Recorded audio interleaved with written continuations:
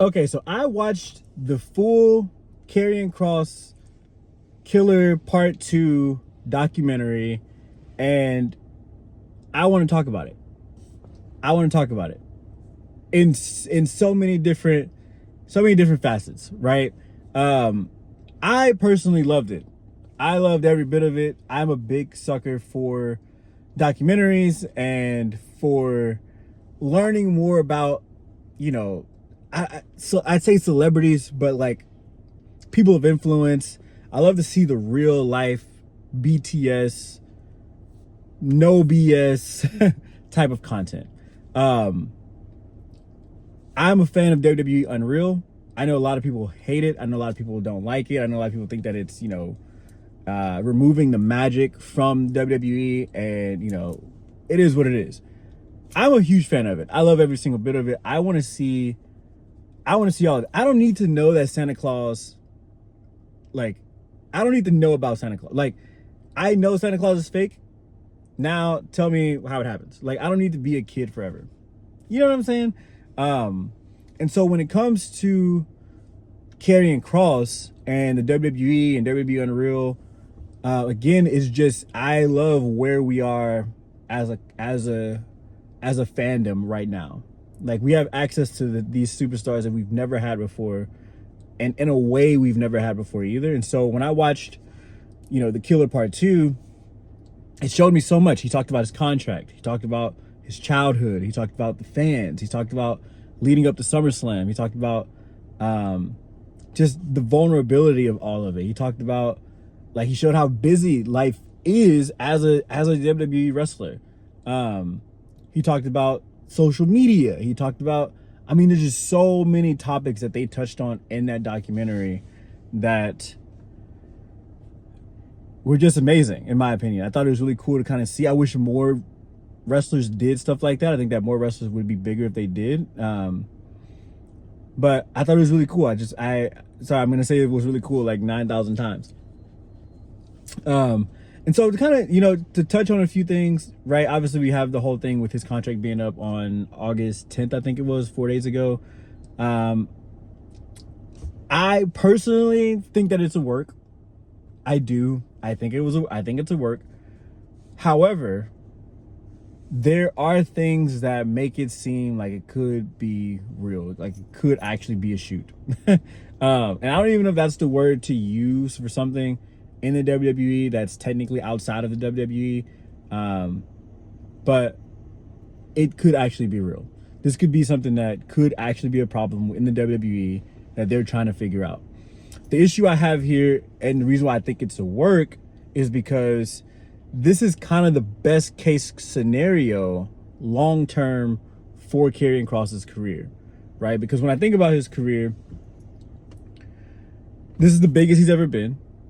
This is the biggest demand that's ever been on Karrion Kross. And so what do you do at that point? This is all organic momentum, organic movement. The WWE's never seen this before, especially through social media. This is new. This is Stone Cold Steve Austin 2.0. This could be the beginning of something huge if they do it right. And so what I've seen a lot of people want to do is say, okay, he deserves the US title or the IC title, right? And which, cool, they could give him the IC title, the US title, and then what happens to this momentum that he's had? It goes away because the fans kind of get what they want, but not really. It's like, we want Kross on TV, we want him shown.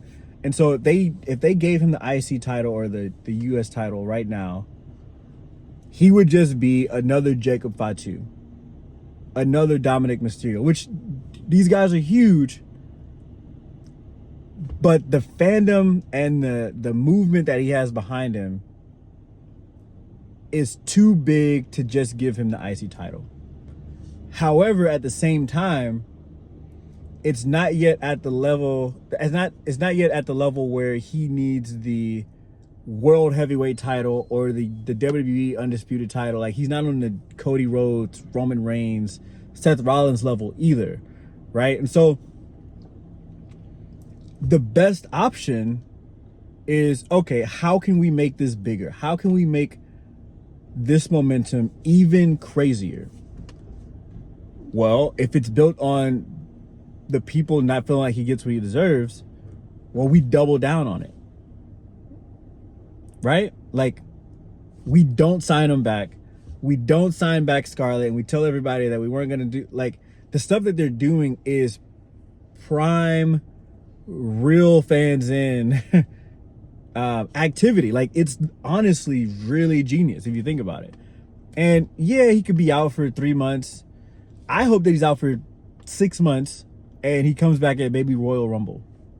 I think that would be probably the most genius thing to do. Have Karrion Kross out, no contract. He's putting out these documentaries, building up, you know, what he's been doing. And then he comes out of Royal Rumble, wins Royal Rumble, and then takes the title from either he decides what if he wants the world heavyweight title or the undisputed title.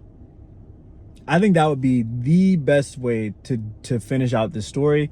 And then that way we go into WrestleMania 42 with a new champion, Karrion Kross, but then going into 2026, your year 2026, the sky's the limit. He's on that level with the Cody Rhodes, on that level with Roman Reigns, on that level with Seth Rollins and the CM Punk and all those guys. He has his organic movement, and you can ride that out for another 2, maybe even 3 years, and you've exponentially increased everything about Karrion Kross without even giving him television time. So not only are you increasing his fandom and what he can do in the future and what's going to happen over the next 2-3 years, you also can take the time of the next 6 months, giving other people TV time and building them up for Karrion Kross over the next 2-3 years. And so I think it's a work. I think it only makes sense for it to be a work.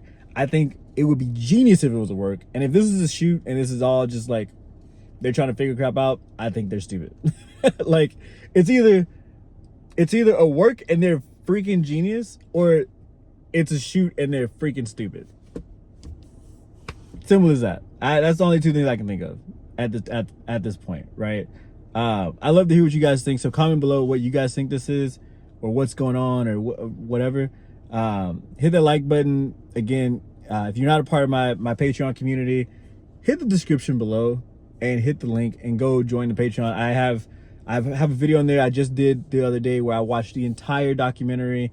You can go watch it with me, with reactions and all that fun stuff. So I post videos like that on there all the time.